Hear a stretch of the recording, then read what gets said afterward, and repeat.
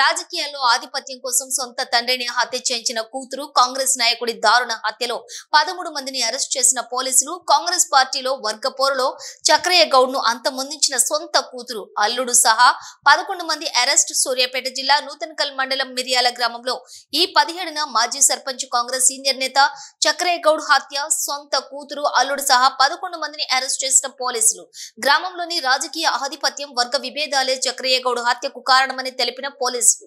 గ్రామంలోని 30 సంవత్సరాలు సర్పంచ్ సహకార సంఘం చైర్మన్ పదవులు చేసిన చక్రయ్య గౌడ్ తనకు వైరి వర్గంగా మారిన మామ చక్రయ్య గౌడ్ ను అల్లుడు అంతమొందించాడని తెలిపిన పోలీసులు.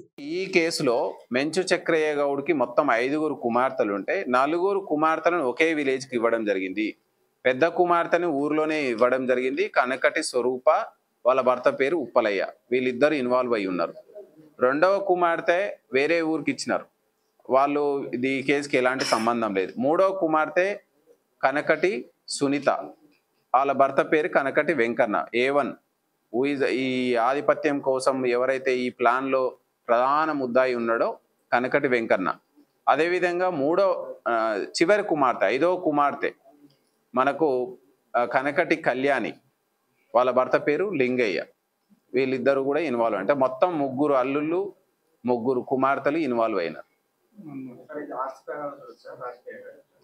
ఇది ఆస్తి తగాదాల కోసం కాదు, విలేజ్ లో తమ యొక్క సుప్రమసీ కొనసాగుతలేదు.